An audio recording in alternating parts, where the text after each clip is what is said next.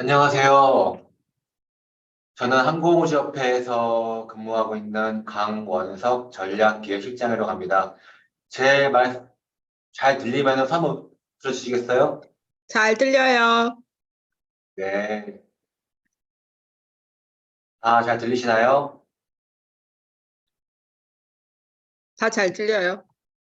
네. 잘 들립니다. 그럼, 네네. 심지민도 잘 들리시나요?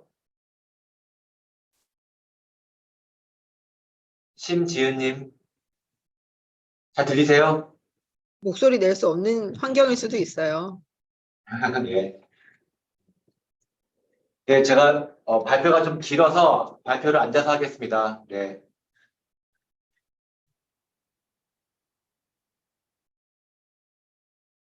제가 제가 오늘 강의를 할 내용은 보시는 바와 같이 우주 항공 산업의 미래와 발전 전략에 대해서 설명을 해드리겠습니다.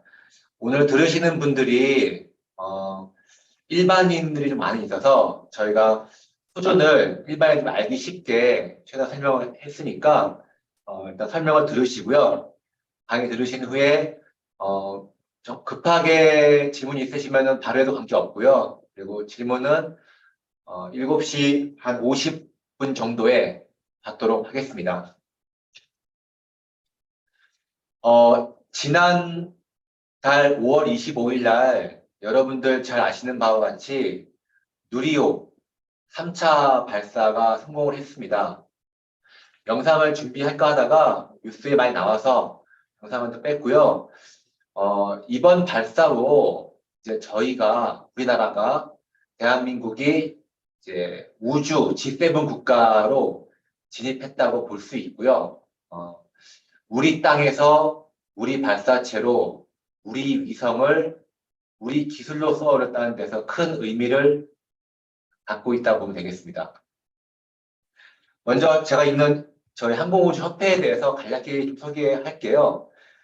저희 협회는 산업통상자원부 산하항공우주협회고요. 이 말씀을 왜 드리냐면은 저희는 운송이나 운항이 아닌 항공우주 관련된 기술 개발 그리고 제작 지원, 생산 지원 쪽을 일한다고 보시면 되겠습니다. 차로 말하면은 현대차가 있고 또 현대차가 만든 비행기를 가지고 운항하는 버스 회사, 택시 회사가 있겠죠. 저희는 현대차 같은 이제 항공기 관련된 회사가 항공기를 잘 만들 수 있도록 도와주고 수출 지원해주고 R&D를 지원해주면 될 것 같습니다. 거의 산업부랑 일을 같이 하고 있고요. 지난해가 저희 협회가 창립 30주년이 되는 날이었습니다. 저희 한 120개사가 저희 지금 회원사로 들어가 있고요. 아무래도 방위산업 업체가 주로 많다 보니까 일반인들은 잘 모르는 회사 많이 있을 거예요. 그래도 저 맨 위에 있는 한국항공우주산업이라든가 대한항공, 하나에어로스페이스, LIG, 하나시스템 이런 회사들은 많이 들어봤을 겁니다. 모두 저희 회원사로 다 들어가 있고요. 저희가 약 50명 정도가 근무하고 있습니다. 예, 보시는 바와 같죠? 넘어가겠습니다. 자, 본격적으로 강의를 시작하겠고요. 저희 오늘 강의는 보시는 바와 같습니다. 일단은 우주항공에 대한 내용을 좀 소개를 간략히 하고요. 그 다음에 항공산업은 무엇인가? 그 다음 미래항공. 요즘에 뭐 드론, 무인기, 미래 비행체 많이 나오고 있는데 미래항공이 무엇인가 설명해 드리고 그다음 우주란 무엇인가? 그리고 요즘에 우주항공청이라고 국가에서 정부 조직을 새로 만들려고 있습니다. 그래서 그거에 대한 내용, 마지막으로 우주항공 산업의 미래와 발전 전략에 대해서 말씀드리도록 하겠습니다. 먼저 우주항공에 대해서 말씀드리겠습니다. 원래는 우주항공이라는 말은 없었고 원래는 항공우주란 말이 정식 명칭인데 최근에 정부에서 우주항공청이라는 말을 쓰다 보니까 저희도 우주항공을 만나 쓰고 있고요. 정식 명칭은 보시는 바와 같이 항공우주입니다. 항공우주 산업은 항공기, 우주 비행체, 그에 따른 관련 부품, 관련 소재류를 생산하는 사업과 그에 따른 응용 사업을 하는 산업이 되고요. 우주항공 산업은 국가 전략 산업, 그리고 기술 집약 산업, 고부가가치 산업, 또 장주기 산업입니다. 그래서 우주항공 산업의 선진국들하고 G7 국가하고 거의 동일하게 일치해요. 즉, 선진국들은 모두 지금 선진입을 해서 이 산업을 지금 하고 있다는 그런 의미를 부여할 수 있고요. 최근에 우주항공 관련 트렌드입니다. 친환경, 항공 쪽도 피해갈 수 없는 부분이고요. 그다음에 첨단 생산 시스템, 그다음에 데이터 연결 플랫폼, 신개념의 미래항공 모빌리티, 요 크게 네 가지 항목이 최근에 변화하고 있는 기술적 패러다임이 되겠습니다. 먼저 항공에 대해서 말씀드리겠습니다. 앞서 말씀드린 바와 같이 항공은 크게 두 가지입니다. 항공기를 왼쪽에 보이는 항공기를 제작하는 부분, 그리고 우측에 보이는 그 항공기 만든 비행기를 가지고 운항하는 부분입니다. 제가 오늘 말씀드릴 부분은 주황색으로 표시되어 있는 항공기 제작 부분입니다. 이쪽에는 세계적으로 뭐 보잉, 에어버스 이런 회사가 있을 수 있겠고요. 운항 쪽에는 여러분들 타시는 대한항공, 아시아나, 해외에 따지면 뭐 캐세이 퍼시픽, 뭐 여러 항공사가 있겠죠. 그래서 요 구분을 일반인들이 잘 이렇게 못하시는 것 같아서 설명을 해드렸고요. 항공기 분류를 말씀드리겠습니다. 항공기는 보시는 바와 같이 고정翼, 우리가 소위 말하는 비행기죠. 그 다음에 헬리콥터라 부르는 회전익 항공기, 그다음에 무인 항공기, AAM 이렇게 크게 네 분류로 나눌 수 있겠습니다. 세계 항공사도 말씀드리겠습니다.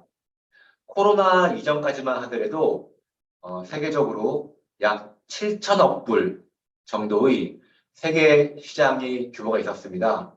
근데 아시는 바와 같이 코로나 이후로 세계 시장이 확 줄었죠. 줄었지만은 향후 7년 뒤에는 다시 약 70% 성장하는 약 9천억 불이 될 것이라고 보고 있습니다.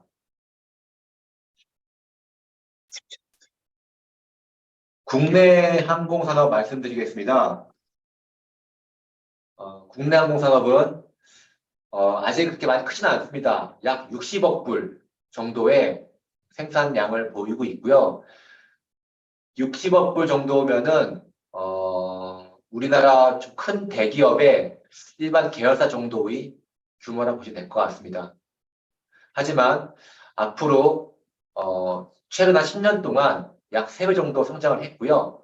아래쪽 보시는 바와 같이 현재 8.4조 원에서 약 10년 뒤에는 한 26조로 거의 한 3배 가까이, 3배 넘게 증가할 것이라고 예상하고 있습니다. 최근 생산이고요. 보시는 빨간색 표와 같이 코로나 기간에 좀 안 좋았고요. 다시 회복세에 지금 들고 있습니다. 주요 회사는 아까 말씀드린 한국항공우주 산업이 있고요. 하나에어로스페이스, 코리안 에어, 대한항공이 있습니다. 세계적으로 몇 개 없는 운항과 제조를 같이 하고 있는 회사가 대한항공이 되겠습니다. 하나시스템, LIG 이렇게 있고요. 지역적으로 보시면요. 그래프를 보면 알 수 있듯이 경남 지역에 대부분 업체들이 지금 모여 있습니다. 그래서 지난 윤석열 대통령 후보 시절에 항공 기업이 많이 있는 경남 사천 지역에 우주항공청을 설립을 하겠다고 공약을 내세웠고 지금 그거에 따른 준비를 하고 있습니다. 그럼 과거에 우리나라에서 어떤 업적을 해왔나 보겠습니다. 그래도 꽤 많이 해왔습니다. 보시는 바와 같이 주로 이제 군용기 위주로 우리나라는 이 산업이 커왔고요. 사관생도들이 이제 졸업을 하면은 바로 타는 KT-1 항공기가 있고, 그 다음 고등훈련기인 T-50, 그리고 그의 파생형 FA-50, 그리고 현재 KF-21이라고 하는 4.5세대 전투기를 개발 중에 있으며, 지금 초도 비행도 지금 다 마쳤습니다. 양산은 앞으로 한 3년 뒤부터 본격적인 양산을 할 것이라고 보고 있습니다. 아까 말씀드린 거는 고정익 부분이고요. 회전익 부분 말씀드리겠습니다. 회전익은 보신 바와 같이 보통 헬리콥터라고 보통 말을 하고요. 우리나라에서는 수리온, 그다음에 LH는 소형 무장 헬기고요. 그다음에 소형 민수 헬기, LCH 등을 만들었고, 앞으로는 차세대 고기동 헬기가 나올 것이라고 지금 예측하고 있습니다. 지금 우리나라 항공산업이 물량이 많이 들어오고 있지만은 또 그렇게 여유 있는 편도 아닙니다. 코로나 이후에 중소협력업체들이 현재 많이 어렵고요. 그리고 기술 소진도 아직까지는 선진국 대비 약 80% 수준에 있다고 볼 수 있습니다. 핵심 기술은 아직 미약한 부분이 있고요. 지금 원가에 대해서도 선진업체들이 원가 압박해서 하다 보니까 협력업체들이 계속 그 국내 인건비도 올라가고 이런 생산성이 향상된다는 것에 대해서 굉장히 위기를 겪고 있습니다. 일본 같은 경우는 민항기를 2008년도부터 개발에 착수를 했어요. 근데 그 항공기 선진국이라 할 수 있는 일본마저도 최근에 90인승 중형 민항기 사업을 포기했습니다. 그만큼 민항기 사업은 쉽지가 않고, 그래서 우리나라도 일반 기존 전통 항공에서 벗어나서 우주, 미래, 모빌 등 우주 항공 산업의 새로운 돌파구가 필요한 시점이라고 지금 보고 있습니다. 그러면은 미래항공에 대해서 말씀드리겠습니다. 자, 과거에 차가 처음 나온 게 1770년이었고요. 라이트 형제가 첫 동력 비행을 성공한 게 1900년도였습니다. 벌써 100년이 흘렀고, 그 뒤에 테슬라에서 전기차를 만들었고요. 민항기 쪽에서는 전투기며 세계 최대 항공기 A380까지 만들었죠. 자, 그 다음은 뭘까요? 그 다음은 나올 거는 우리가 보고 있는 바로는 AAM이라고 미래항공교통입니다. 기존 항공기가 이착륙이 불가한 장소에 항공 운송 서비스를 제공할 수 있는 시스템이 되겠고요. 다른 또 단어로는 UAM이라는 단어를 쓰고 있고, 또 RAM이라고 쓰고 있습니다. UAM은 도심과 도심이 아니라 도심 내에서 이동하는 것을 하고 있고, RAM은 좀 더 먼 도시와 도시 간을 연결하는 항공기라고 볼 수 있겠습니다. 여기서 이제 용어 정리를 하게 되면은 무인기, 드론, 그 다음에 플라잉카, 여러 단어가 나오고 있죠. 다 비슷한 단어이긴 한데요. 일반적으로 보통 우리가 말할 때는 드론 많이 쓰고 있죠. 이 드론은 실은 뭐 벌이 날아갈 때의 소리라고도 하는데, 엄밀히 말하면 드론도 약자입니다. 다이나믹 리모트 오퍼레이션 내비게이션 이퀴프먼트라 그래가지고 내비게이션으로 움직이는 장비라고 볼 수 있어요. 근데 지금은 편하게 드론 하고 있고요. 주로 요즘에는 농약 살포라든가 그다음에 검찰 감시 장비 최근에 우크라이나에서 많이 쓰고 있죠. 그리고 이제 거기서 더 나아가서 지금 말씀드리고 싶은 AAM이 나오고 있고요. AM에서는 도심항공, 또 지역간 항공이 지금 나오고 있습니다. 이 모든 게 가능하게 된 게 어떻게 보면은 전기, 배터리가 나오기 때문에 가능한 걸 볼 수 있겠죠. 자, 지금 보이는 좌측에 있는 것이 전통적인 헬리콥터입니다. 어, 헬리콥터가 장점도 많이 있는데 단점이 많죠. 일단 좀 복잡해요. 그래서 고장이 잦습니다. 그리고 효율도 그리 좋은 편은 아니에요. 그리고 헬리콥터 축이 하나이다 보니까 저 메인 헬리콥터 날개가 부러지거나 끊어지면은 또 동력이 사라지면은 바로 추락을 하죠. 그런데 이제는 바뀌었습니다. 바뀌고 있어요. 우측에 보시는 바와 같이 각 모터마다 전기 배터리가 있고 거기를 지금 3중, 4중으로 연결되어 있다 보니까 어느 모터 하나가 떨어져도 추락하지가 않습니다. 그래서 안전성이 확보가 되어 있고 그러다 보니까 향후 미래 비행체로서 각광을 받고 있고요. 그리고 단일 로터보다 여러 개다 보니까 소음도 많이 줄어들었어요. 그래서 지금 많이들 이슈화되고 있고 향후의 미래 비행체라고 다들 지금 말을 하고 있습니다. 자, 지금 해외에는 어떤 상황일까요? 지금 미국 조비라는 회사가 지금 가장 빠르게 움직이고 있고요. 중국의 이항이라는 회사도 지금 빠르게 움직이고 있습니다. 독일도 마찬가지로 하고 있고요. 우리나라도 지금 국토부 주관하에 총 7개 컨소시엄이 46개사가 참여하고 있습니다. 국토부에서는 UAM이라는 단어를 쓰고 있어요. 그래서 지금 내년도 24년도에 실증 비행을 하기 위해서 지금 준비를 하고 있다 보면 되겠습니다. 자, 그러면 앞으로 어떻게 될 것이냐. 2025년에부터 조금씩 비행을 한다고 예측하고 있고요. 실은 이거보다 훨씬 더 늦게 올 수도 있어요. 근데 일단은 앞서 설명해 드린 바와 같이 24년도에 실증 비행을 한다고 하고 있고, 실증 비행을 하게 될 것 같습니다. 그러면은 2025년부터는 조금씩 전환되지 않을까라고 보고 있고, 2030년이 되면은 약 한 3% 정도의 전환이 되고, 2035년도 되면은 약 10%가 전환된다고 약간 예측을 빠르게 하고 있습니다. 여기서 10%면은 현재 지금 약 우리나라에 한 3천만 대 정도의 차가 있다고 해요.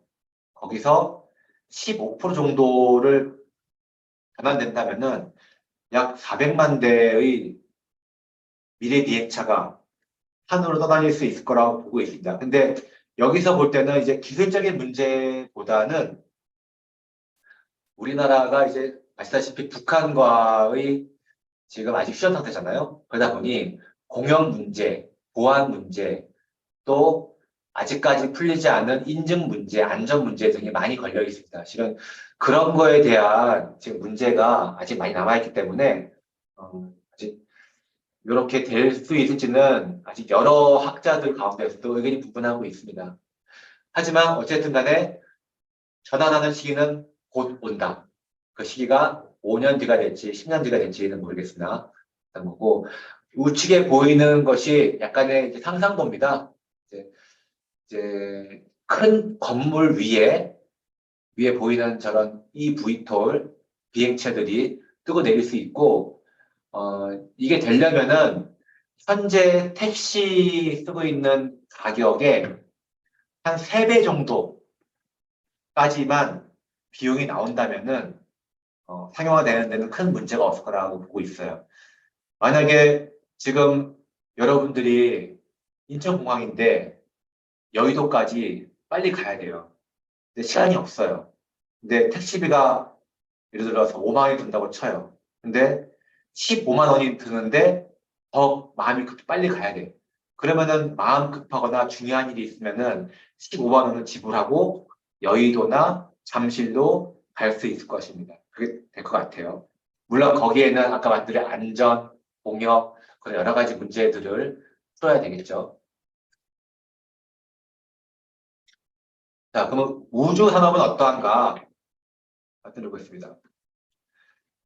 우주는 과거에는 냉전 시대에 소련과 미국의 두 양국 간의 치열한 안보 싸움의 대상이었어요. 1957년도에 구소련이죠. 구소련이 스푸트니크 1호라는 위성을 최초로 발사를 했고요. 그때 미국인들이 충격을 받습니다.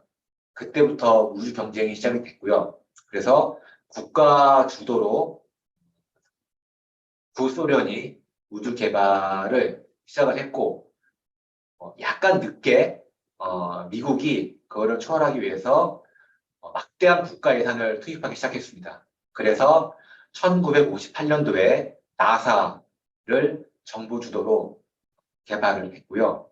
그리고 아직까지도 미국 외에는 잘 착륙을 한 적이 없죠. 미국의 아폴로 11호를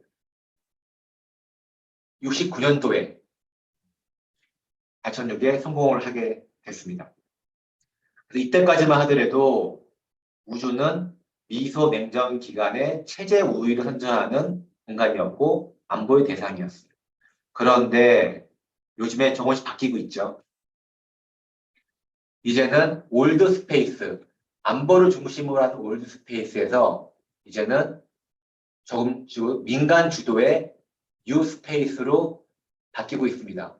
이제 산업화의 대상이 되고 있는 거죠. 그래서 우주 개발의 주체도 바뀌고 있어요. 과거 정부에서 민간으로 가고 있고요. 혁신적 기업들은 이미 뉴스페이스 시대를 많이 준비하고 있습니다.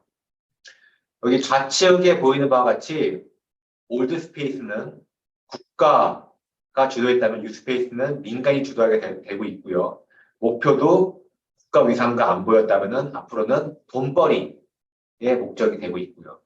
또 그에 따라서 자연스럽게 경제적인 걸 따지다 보니 저비용으로 내려가고 있고요. 그리고 보수적이 아니라 혁신적, 효율적으로 바뀌고 있습니다. 지금 애플, 마이크로소프트사, 구글, 아마존, 테슬라, 여러분들 잘 아시죠? 이런 기업들은 이미 우주에 집중적으로 투자하고 있어요. 이 외에도 스타트업 기업들이 굉장히 많이 나오고 있습니다.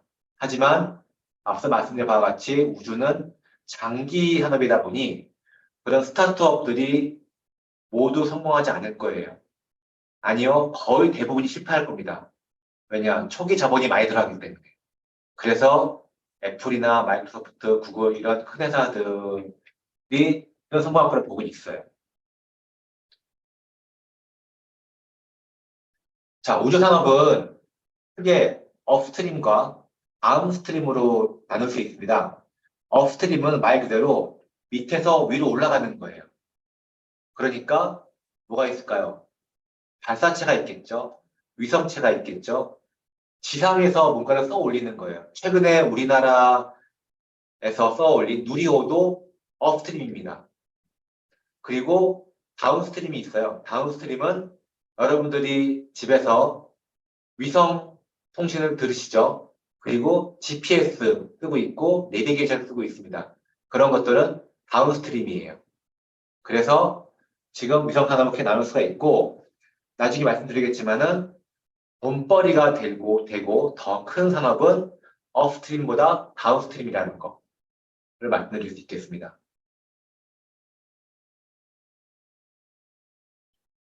자, 세계 우주 시장에 대해서 말씀드려 볼게요. 지금 말씀드린 바와 같이 위성 서비스, 즉 다운스트림이죠. 그리고 지상 장비 역시 다운스트림입니다. 이 대부분이에요. 그리고 발사체를 써 올리는 것은 2%, 5%밖에 되지 않아요. 하지만 중요한 건 있죠. 하지만 발사체나 위성체를 써 올리지 않으면은 위성 서비스하고 지상 장비를 서비스 받을 수 없겠죠. 돈을 벌 수 있는 곳은 다운스트림이지만은 업스트림이 없으면은 다운스트림으로 돈을 벌 수가 없을 것입니다. 그리고 2040년대가 되면은 거의 2배 가까이 성장할 것이라고 보고 있고요. 그리고 아래 그래프를 보시는 바와 같이 지금 2,700억 불에서 5천억 불로 올라가는 거는 아래 그래프에서 보시는 바와 같이 빨간색이에요, 빨간색. 근데 이에 따른 위성 외의 파급 효과도 훨씬 더 높게 올라갈 거라는 거예요. 근데 저 파급은 정확하게 예측할 수 없으니까 뭐 어떻게 언급할 수는 없지만은 현재 눈으로 어느 정도 보일 수 있는 우주 산업만 보더라도 앞으로 15년 뒤에는 약 5천억 불이 될 것이다 라는 게 지금의 전망입니다. 우리나라는 어떨까요? 지금 원이라고 되어 있는데 세계 시장 달러로 봤을 때 아직 우리나라는 약 한 30억 불 밖에 안 돼요. 세계 시장 점유율이 아직 1%가 안 되고 있습니다. 아직은 작아요. 그리고 역시 우리나라도 우주 기기 제작보다는 우주 활용, 서비스, 통신, 과학 연구 저쪽이 훨씬 더 많이 있죠. 그리고 아직 우리나라 기술 수준도 그렇고 봤을 때 미국을 100으로 봤을 때 우리나라가 아직 60% 수준에 이제 불과합니다. EU나 일본이 약 90%, 80%, 중국 같은 경우는 앞으로 급격히 더 올라갈 것이 보고 있고 앞으로 10년 뒤 정도면은 제가 보기에는 중국도 미국만큼의 거의 100% 가까운 기술을 올릴 것이라고 생각하고 있습니다. 주요국의 우주 예산을 봤어요. GDP 대비. 보니까 미국은 24% 엄청나게 많은 숫자를 지금 투입하고 있죠. 중국은 10%, 프랑스도 10%, 일본도 약 7%. 아직 우리나라는 0.3%밖에 되지 않습니다. 아직은 좀 많은 작은 숫자고요. 그리고 주요 우주기관 인력도 나사 인력은 현재 17,000명이에요. 독일은 8,000명이고요. 프랑스의 CNES도 2,400명. 아직 우리나라는 1,000명에 좀 불과합니다. 아직은 작은 편이고요. 그리고 우주산업 관련 민간 기업 수도 물론 스타트업 기업이지만은 미국은 현재 5,500개나 됩니다. 근데 영국도 600개나 되고요. 근데 아직 우리나라는 약 한 60개 정도밖에 되지 않는다. 것을 말씀드리겠습니다. 이 부분은 좀 중요한 부분인데요. 우주 산업이 변화하고 있어요. 근데 왜 기업들이 뛰어드느냐? 보시면은 누리호는 발사 단가가 스페이스X에 비해서 약 20배입니다. 굉장히 이 누리호가 비싸죠. 그만큼 지금 스페이스X는 싸게 통신에 써올리고 있고요. 지금 미국 같은 경우는 앞으로 4년 뒤에 12,000개 가량의 위성을 써올린다 그러고요. 중국은 13,000개를 써올린다고 하고 있습니다. 왜 이렇게 써올릴까요? 여기서 주요 원인은 3번에 써 있는 정보통신혁명입니다. 지금 아마 조만간에 우리나라에서 하고 있는 SK텔레콤, LG U+, 그런 통신 서비스를 머지않은 순간에 스타링크가 통신 시장을 많이 점유할 수도 있어요. 저 위성을 써 올림으로 해서. 현재 미국에서 월 10만 원인가로 지금 구글에서 서비스를 하고 있다고 하더라고요. 그러니까 그리고 또 장점이 있습니다. 전파 강도가 매우 세고 위성에서 통신을 쏘아주다 보니까 지금 통신 서비스와 다르게 그늘진 지역이 없습니다. 어디서나 산에 올라가서도 핸드폰 통화를 할 수 있어요. 더 빠르게. 그리고 기지국을 설치하는 비용보다 위성을 써 올린 그 위성 서비스를 활용하는 것이 훨씬 더 편리하고 간편하고 되겠죠. 그런 날이 곧 빠른 시간 내에 올 것 같이 보고 있고, 그렇기 때문에 미국의 스타링크, 중국이 저렇게 지금 10,000개 이상의 위성을 써 올린다고 하고 있습니다. 이거는 다른 거보다 곧 다가올 미래라고 보고 있어요. 그래서 스페이스X가 지금 저렇게 굉장히 싼 가격으로 위성을 써 올리고 있고요. 좀 더 나아가서는 아까 제가 AAM 말씀드렸죠. AAM 되려면은 결과적으로는 6G 서비스가 돼야 되는데 그 6G 서비스를 하려면은 위성 통신이 있어야 됩니다. 위성 통신이 되어야지만 AAM도 서비스를 할 수가 있어요. 그리고 지금 발에 많이 있다는 헬륨3가 있습니다. 원자력 같은 경우는 원자력에 대한 방사능이 많이 있죠.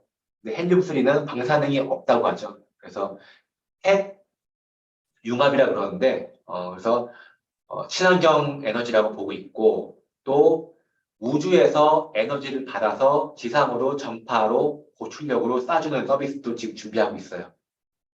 결론은 에너지죠. 이런 것 때문에 지금 선진국들이 그렇게 발사체를 써 올리고 우주로 나아가려고 하고 있습니다. 결국은 돈벌이를 위해서 한다고 보면 되겠죠. 그래서 자동차, IT, 에너지 등 지금 우주를 하지 않았던 기업들이 우주 산업으로 활발히 들어오고 있어요. 자동차의 혼다 같은 경우는 모빌리티를 준비하고 있다 하고, GM도 달 탐사 지금 비클을 지금 개발한다고 했고요. IT 업체, 애플, 구글, 에너지 기업까지 이제 들어온다고 있습니다. 그래서 패러다임이 이제 완전히 바뀌고 있어요. 지금 정부 주도에서 민간으로 바뀌고 있고, 과거에는 오로지 국가만 써 올릴 수 있었죠. 근데 그 다음에는 국가가 민간 기업한테 일을 맡겼습니다. 근데 이제 앞으로는 그냥 민간 기업이 할 거예요. 우리 마트 가서 물건 사듯이. 그러면은 여러분들이 우주 상품의 구매자가 되는 거겠죠. 지금도 돈 많으신 분들은 우주 관광도 하잖아요. 그런 것처럼 어떤 분들은 또 자기의 프라이빗을 위해서 개인 위성을 써올릴 수도 있을 겁니다. 남들이 자기 통화 내용을 못 듣게. 그런 날이 곧 올 거라 보고 있고요. 우리나라도 그래도 아직 열악하지만 많이 하고 있어요. 지금 미국에 의존하고 있는 그 GPS도 지금 이제 KPS라고 그래서 위성을 지금 35년까지 지금 써 올려서 우리나라 자체 GPS를 한다고 했고요. 그럼 이제 여러분들이 쓰고 있는 차에서 내비게이션을 현재는 미국 위성 쓰고 있거든요. 그거를 우리나라 위성 걸로 활용해서 내비게이션 쓸 수 있습니다. 그리고 아까 말씀드린 바와 같이 6G가 되면은 지금 차량은 한 10m, 20m밖에 지금 오차 범위가 생기고 있는데 서비스 위성을 많이 써 올릴 수 있고 6G 서비스가 된다면은 오차 범위가 이제 3m, 1m 줄어들어요. 그러면은 자율주행도 가능합니다. 자동차에서. 그렇게 하기 위해서 저는 GPS를 써 올린다는 거 하고, 그 다음 두 번째 발사체 최근에 누리호 아시다시피 써 올렸고요. 다누리도 써 올렸습니다. 그리고 담덕 계획이라고 해서 물론 우리나라도 화성에 가겠다. 물론 우리 독자적으로 못 가겠죠. 근데 2045년이 광복 100주년이 되는 해예요.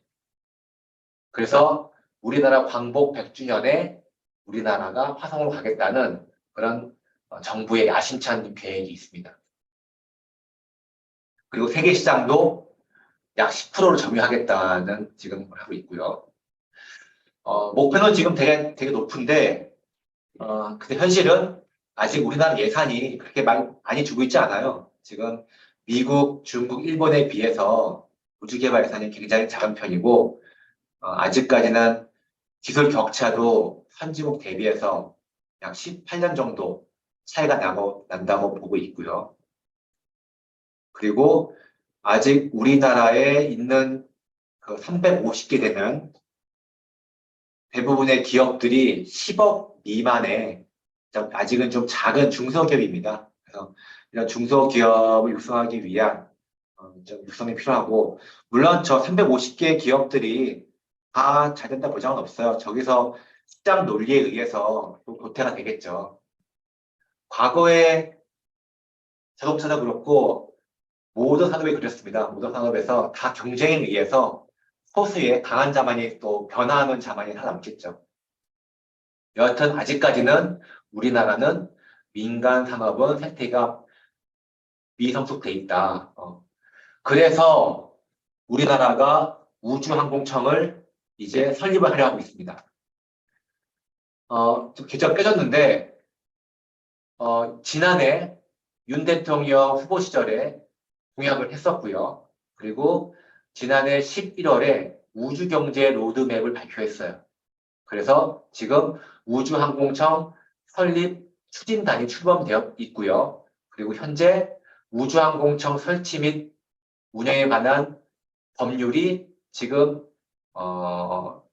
국무회의를 통과했고, 지금 현재는 국회 과방위 과학기술정보방송통신위원회에 지금 올라가 있습니다. 네, 그래서 여기만 통과되면은 법안 통과되고, 그로 인해서 올해 말에 우주항공청을 개청하는 것이 현재 정부의 목표예요.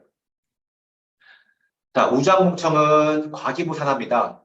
우주항공청이 설립이 되면은 많은 것을 이제 좀 집중적으로 할 수 있을 것 같아요. 일단은 현재는 과기부, 산업부 좀 이원화되어 있거든요. 일부는 방위사업청도 있고요. 그런 것들을 우주항공청으로 좀 모아서 종합 컨트롤 타워를 할 수 있고요. 그래서 우리 주요 내용 1번에 보면은 합법보다 우선 적용되는 특별법이 되겠고, 이번에 우주항공 분야의 총괄 컨트롤 타워 역할을 할 수 있을 거라 보고 있습니다. 그리고 연구개발 지원 중심의 탄력적 조직을 구성하고요. 또 전문 인력 중심으로 유연한 인사를 할 것이라고 보고 있습니다. 당연히 그 업무는 그에 따라서 우주항 관련 정책 수립, 연구개발, 우주 자원 개발, 그다음에 생태계 육성을 할 수 있고, 여기에 근무하시는 공무원은 다른 공무원들과 다르게 채용과 그 다음에 해임을 좀 유연하게 할 수 있어요. 그리고 급여도 일반 공무원보다 훨씬 많이 줄 겁니다. 그렇게 탄력적으로 운영을 할 계획이 있어요. 그리고 국가우주위원회 위원장도 국무총리에서 대통령으로 격상을 할 예정입니다. 그래서 지금 이러한 역할을 할 수 있을 거라 보고 있고요. 지금 우주 생태계 미성숙 문제를 해결하고, 또 우주항공산업 장주기에 맞는 수출, 투자, 금융 지원도 확대를 하게 될 것입니다. 그리고 전문 인력도 양성도 하고, 그래서 우주항공산업의 건강한 생태 구축을 위하여 산업 육성을 촉발할 수 있는 우주항공 역할이 매우 중요하겠다라고 할 수 있겠습니다.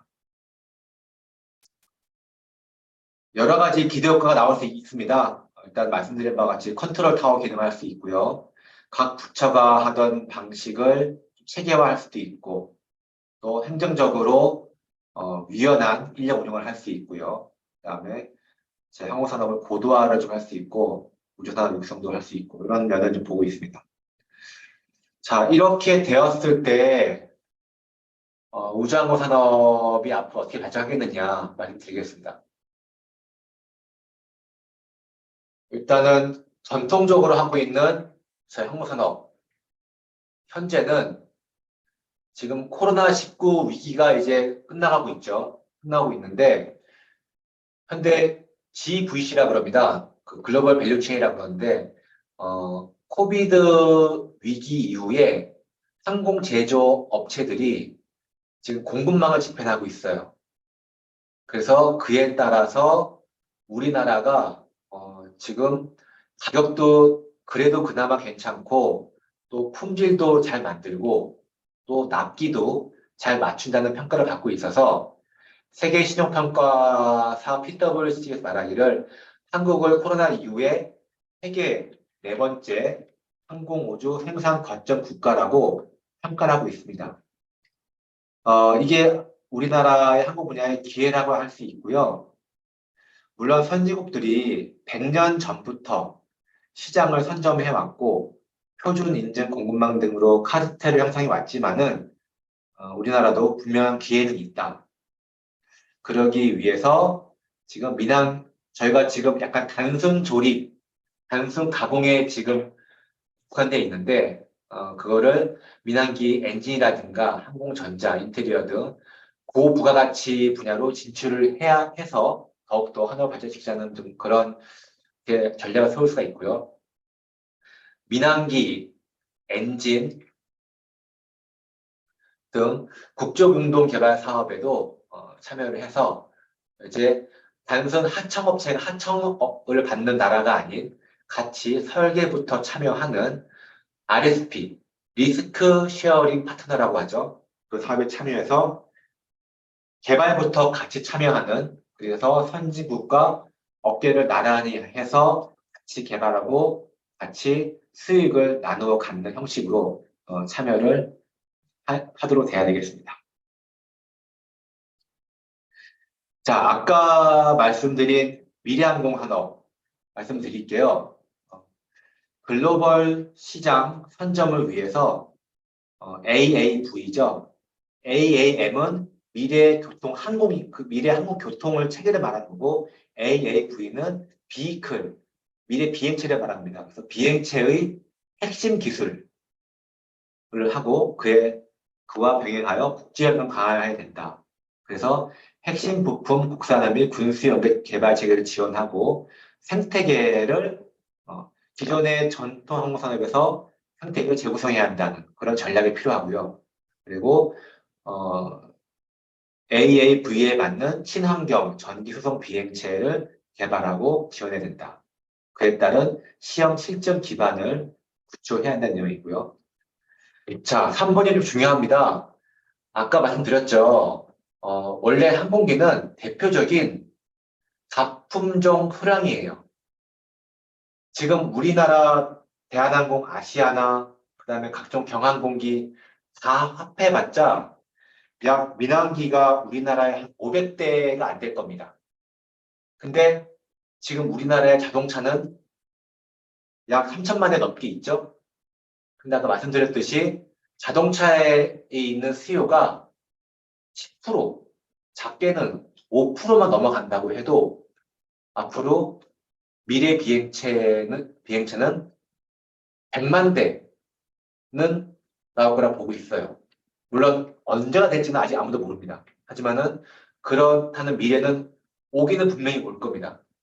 그러면은 연간 약 한 40만 대를 생산 시에 약 매출 40조 원 정도가 나올 거라 보고 있고, 여기서 말하는 40조 원은 40만 대가 AAV라는 비행체가 1억 원이라는 걸 예상했을 때예요.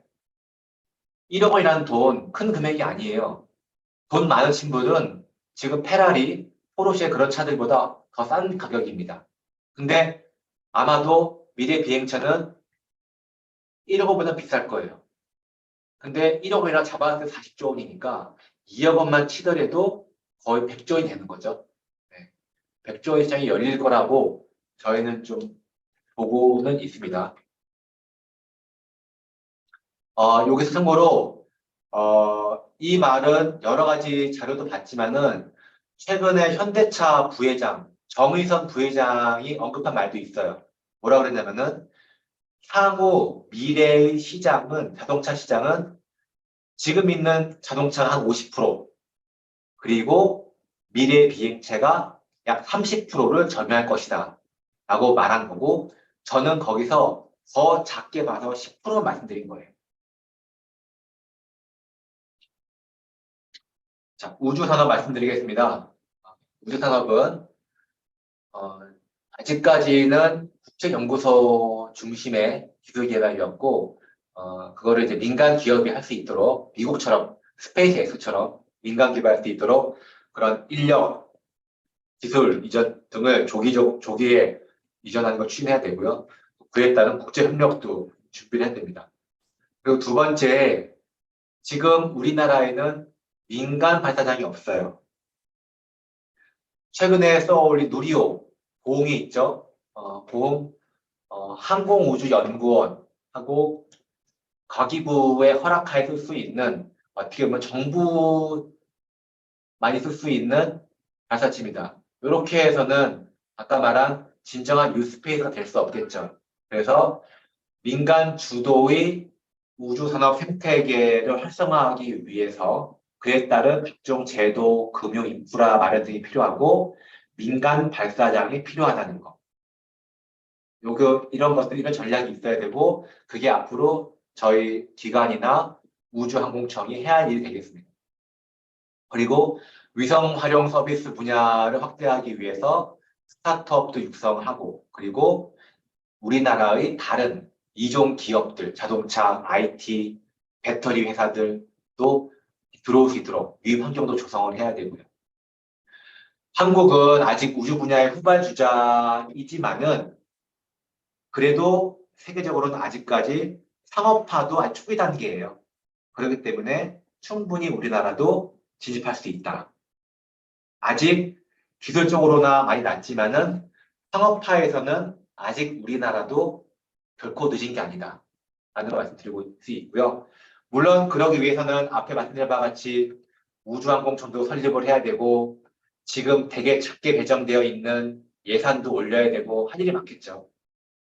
하지만 앞으로 우리의 미래를 바라본다면은 이런 것들이 해결돼서 우리나라도 우주항공 강국으로 나아갔으면 좋겠다는 게 저의 생각이고 여러분들도 관심이 있다면은 이쪽 공부를 많이 하셔가지고 이쪽 저희 세계에 같이 동참하시면 좋겠습니다. 예.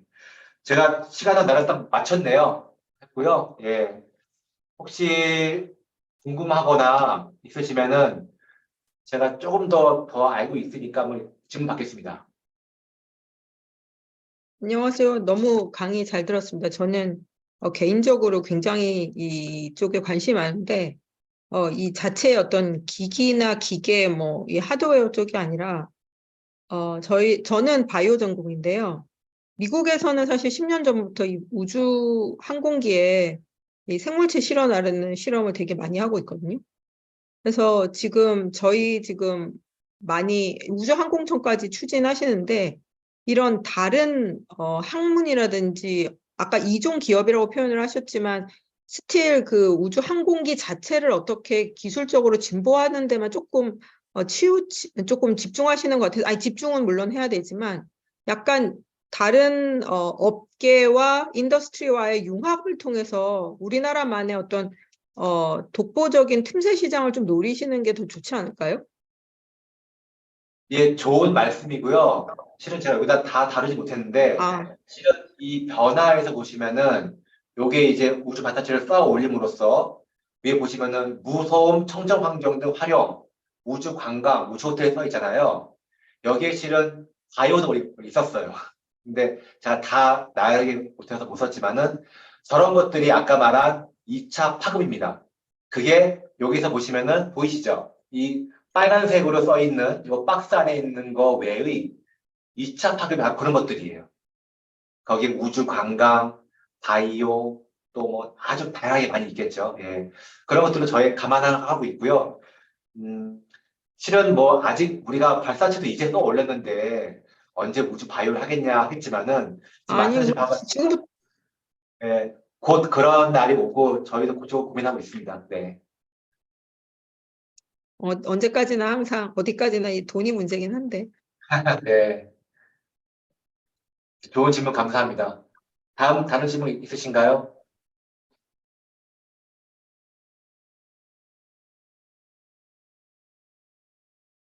근데 예, 너무 뿌듯해요. 예.